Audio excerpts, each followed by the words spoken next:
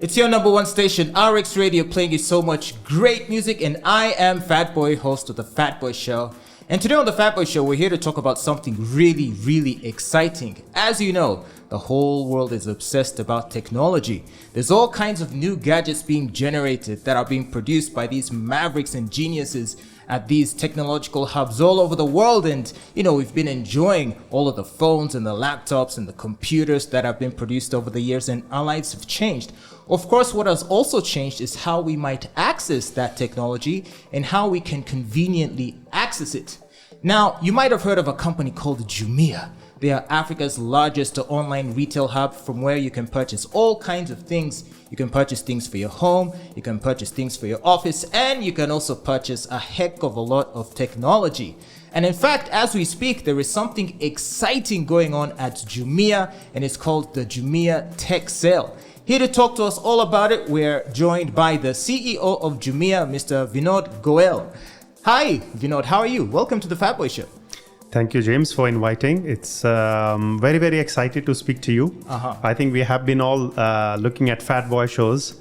And it took us some time, but I'm here and very happy to share lots of interesting things about Jumia, about myself, and what's next. So to begin with, Vinod, please tell us about recent developments at Jumia. We saw in the news recently that Jumia Food would no longer be providing services to the people in Uganda, in this market. And for years, we've been enjoying access to amazing food at the convenience of our doorsteps, courtesy of Jumia Food, to wake up with the news that, hey, Jumia Food will be no more. Yeah. What exactly is going on here? Yeah.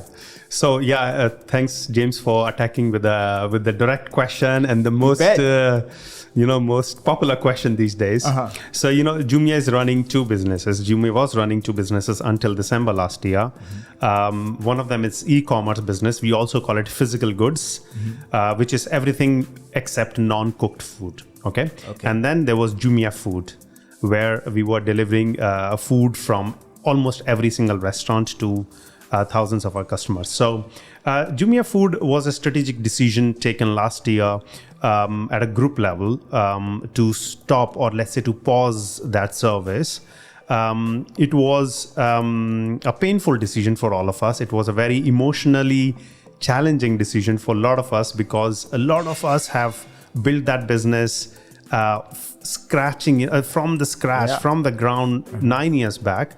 And it became one of the most loved brand, in 11 countries. It was so convenient, like if I had to have friends over at my house and, I'm a bachelor, I hate cooking. I just say, don't worry, I'll order food. It'll be here in a minute. And so I had a good time with that, as did a lot of people. And so when you say strategic, did you mean that you sort of felt like there was a need to move in a different direction? Yeah. So as I was saying, we had these two businesses, the physical goods business and the food business, in 11 countries, out of which only 7 countries had the food business. Now, fundamentally, the food business, when we reviewed it in detail, we could not see a clear path to profitability.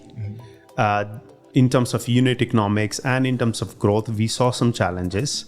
And we could also see this is a business where the barriers of entry are low, and hence we were facing difficulties in many markets. Now, Uganda was luckily one market, or we had a couple of markets where the business was doing fairly well, both in terms of growth and in unit economics. However, we were not able to ensure the sustainability of that and in all markets. That is number one. Number two, very few people know and can believe that food business was only 11% of our total business. Wow. I mean, I thought it was probably like 90% because I saw it all over the place. Exactly. So it's very visual, because in Kampala, we are the biggest player. In many cities, we were quite dominant.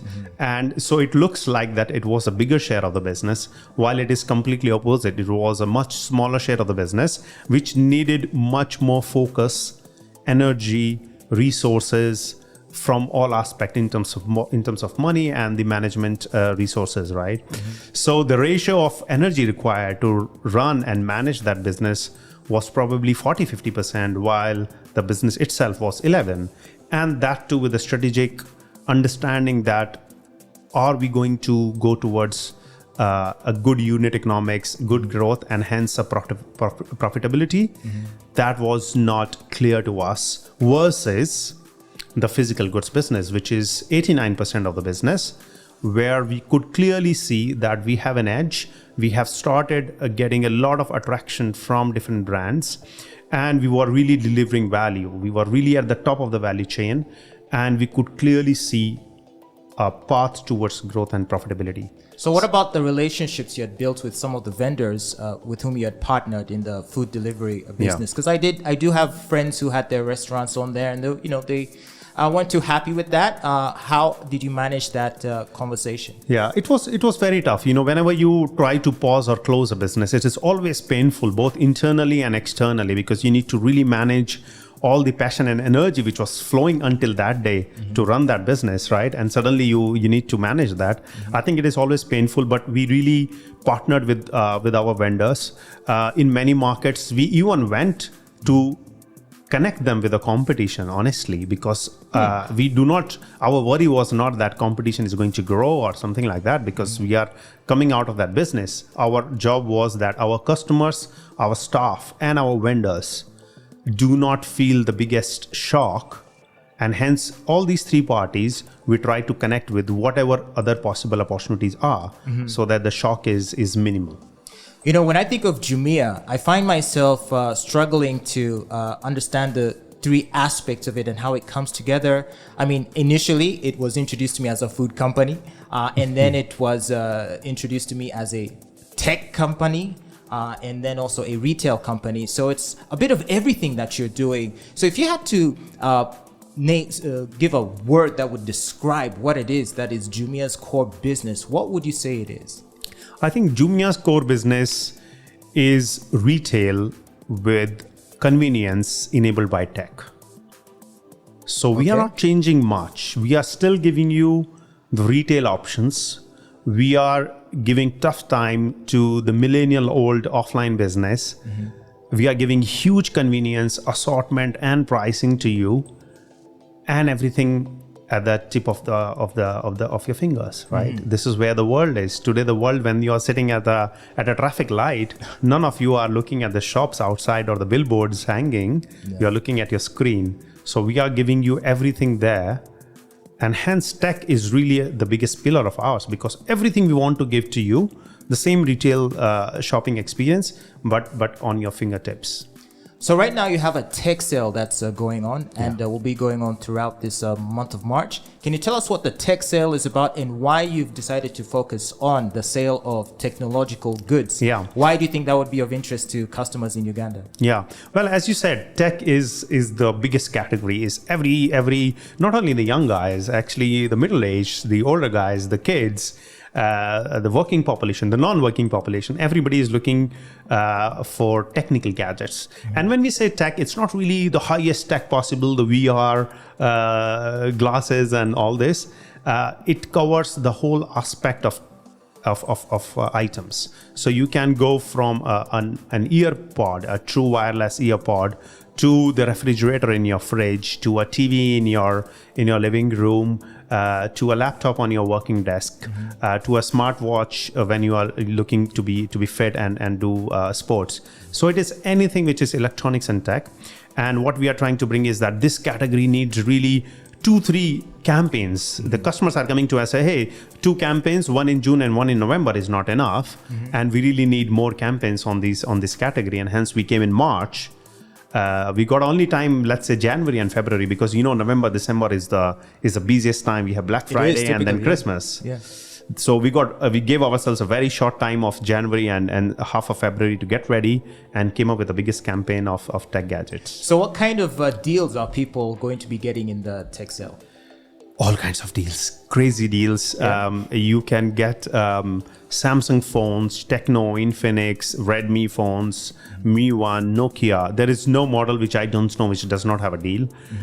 You can go to any electronic in your house, any appliances, small appliances. Lots of people are looking for irons, percolators, charging cables, all the audio, mobile accessories, TVs, anything. And our job is that for every item, every product you're looking for, you have at least 7 to 10 brands, which are going from, horizon of the least pricey to the most pricey, and hence everybody can cater to them. That's variety. Second, we want to give you the best prices. We really challenge that you can go to whichever markets, downtown, upstream, organized supermarkets, and try to beat prices on Jumia.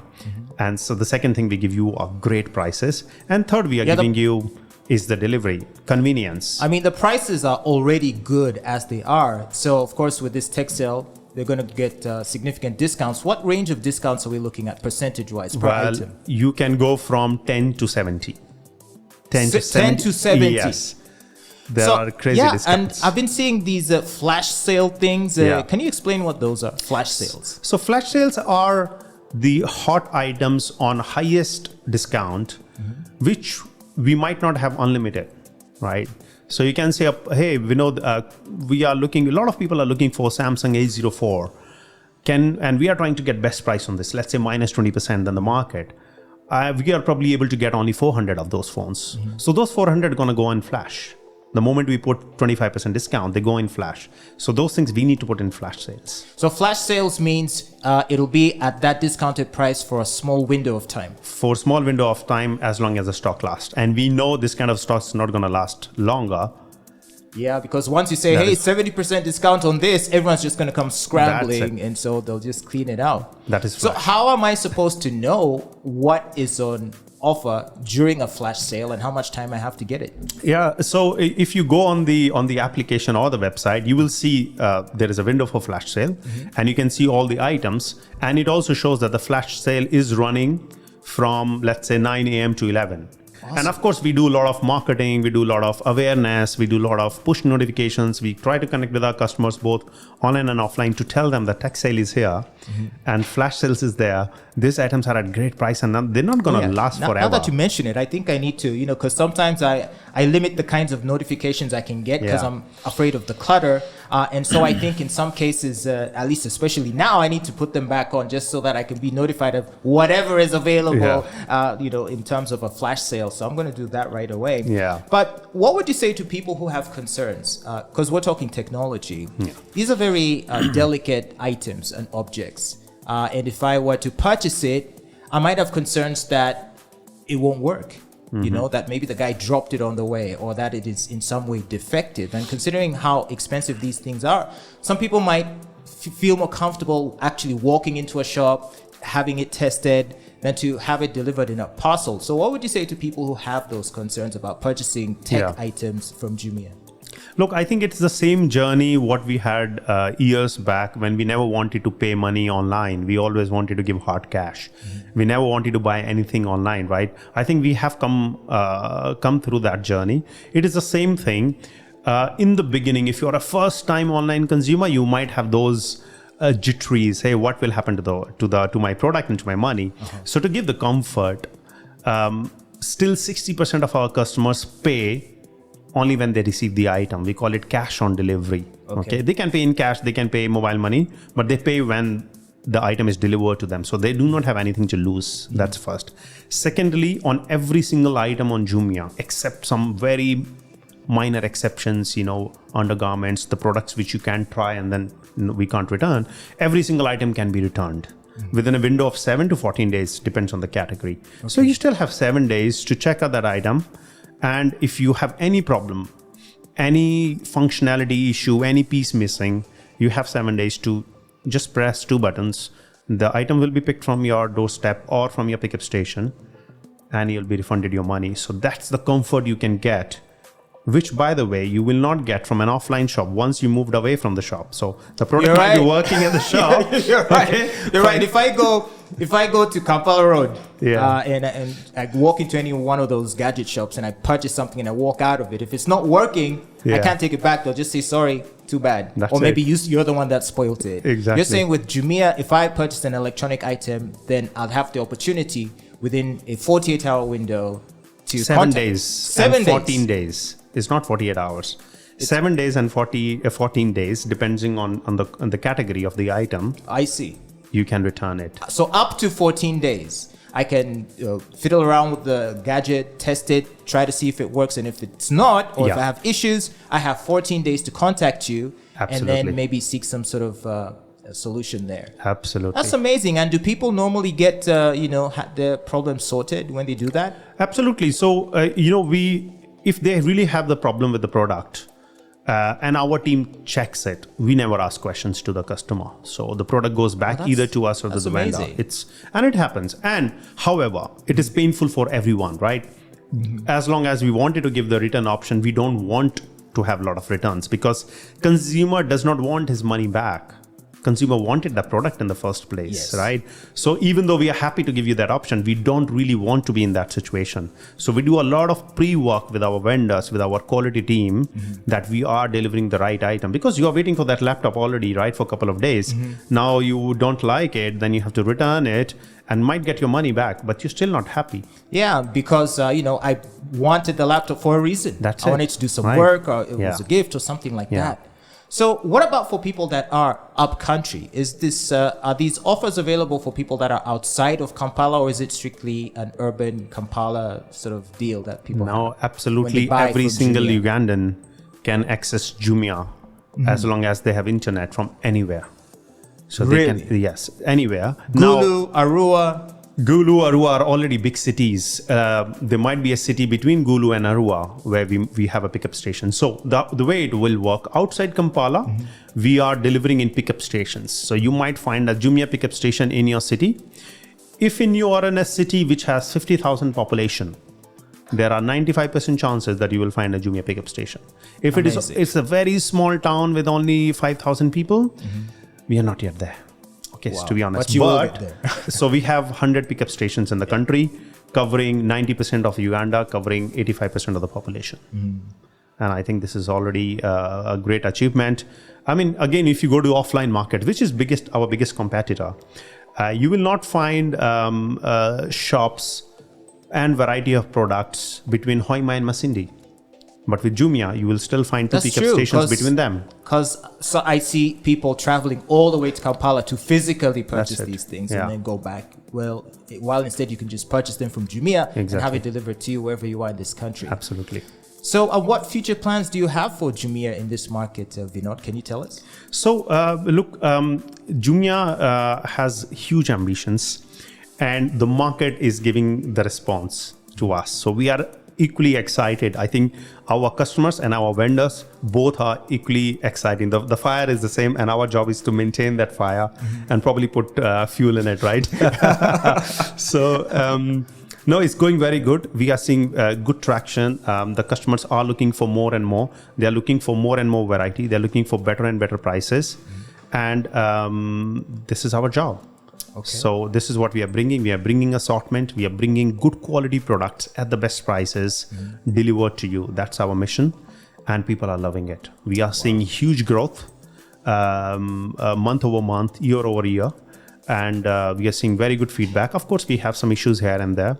We are getting a lot of traction from different brands, different partners.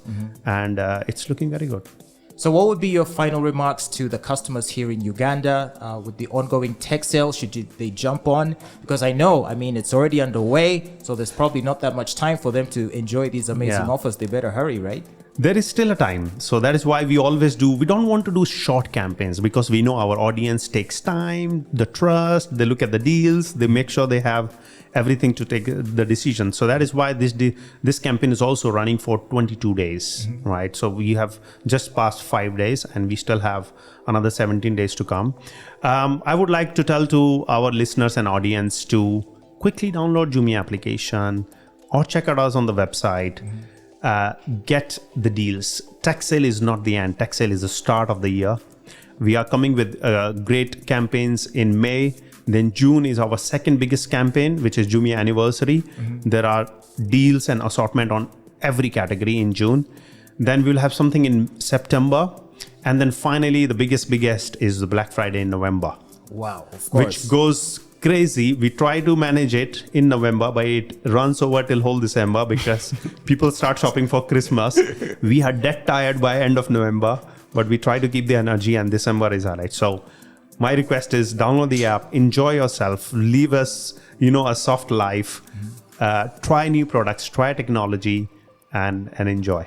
Well, thank you so much, Vinod, for joining us here at RX Radio to talk to us about the Jumia Tech Sale and all the cool things that are happening at Jumia. I'm looking forward to what else you have in store for us this year. Thank you for joining us. Thank you, James. Thanks a lot.